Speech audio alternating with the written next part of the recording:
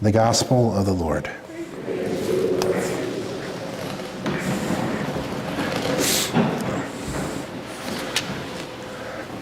So we had quite the long reading today. Oh my goodness, you would have thought it was Passion Friday, Good Friday.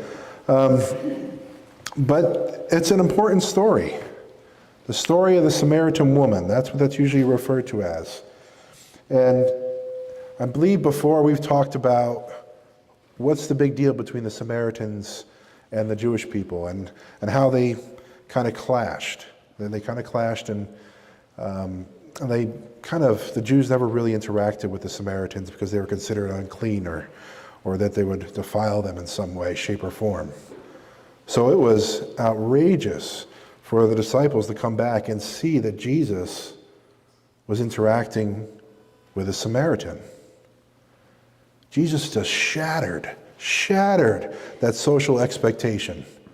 He went above and beyond to reach out to those for the sake of salvation. It was also another societal expectation that Jesus shattered, in a certain sense, was the fact that he was there talking to a woman.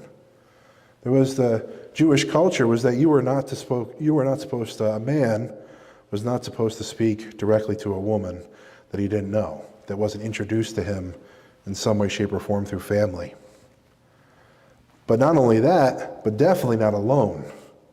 Definitely not alone. So he went above and beyond the cultural norms in order to reach this woman for salvation.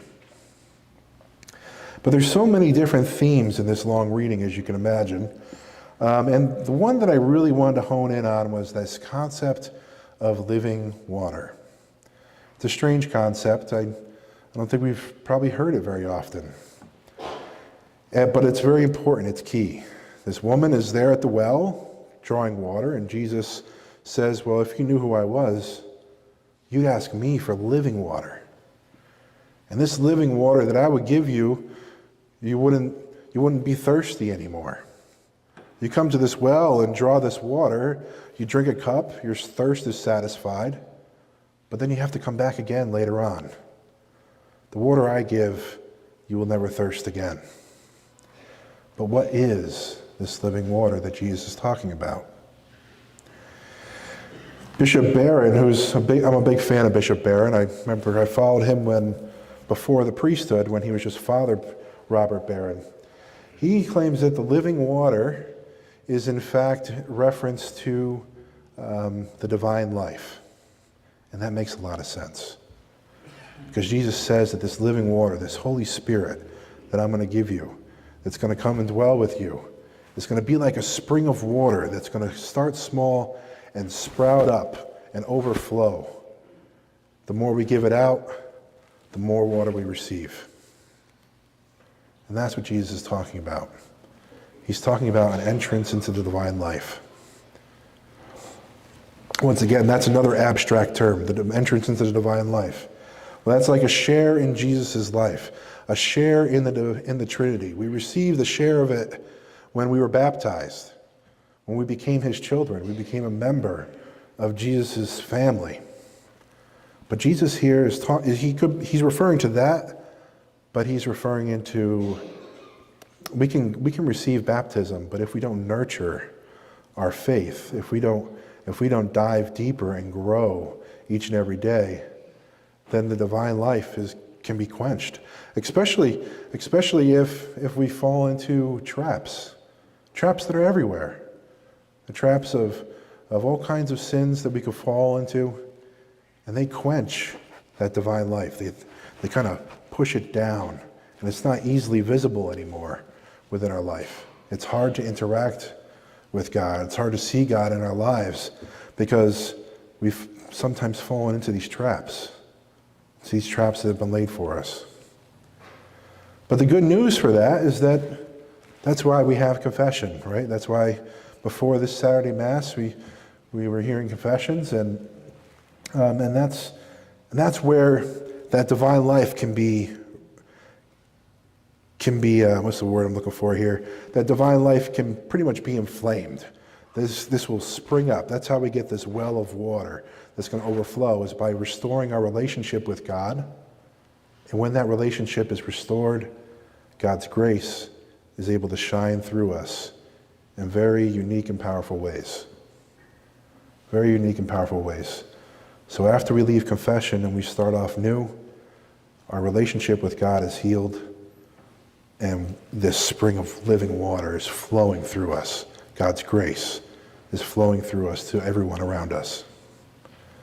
That's the living water.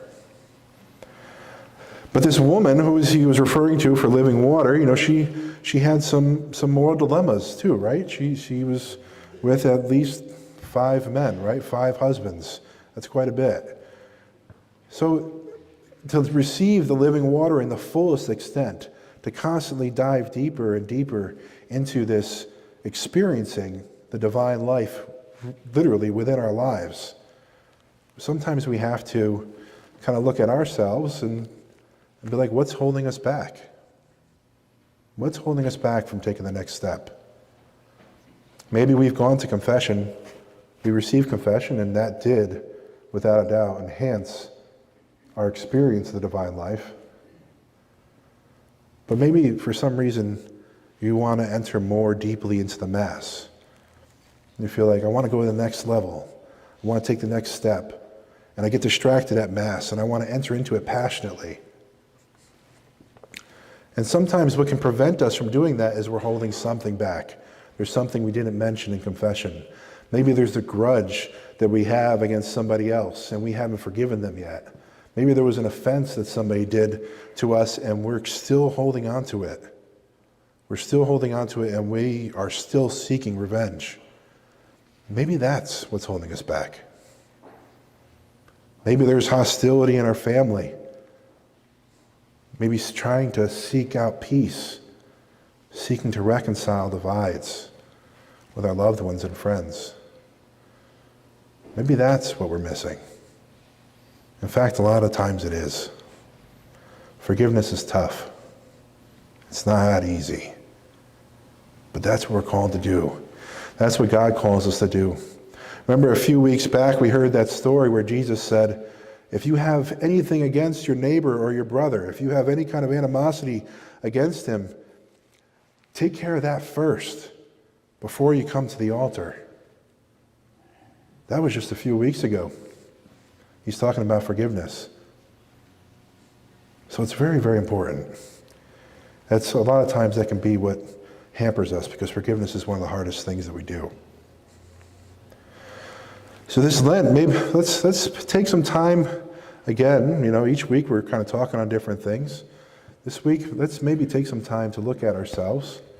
Be like, what is it that I'm holding back? What's preventing me from taking the next step? Are there any relationships that I really should seek out to bring about peace with? Doesn't mean they have to be completely healed.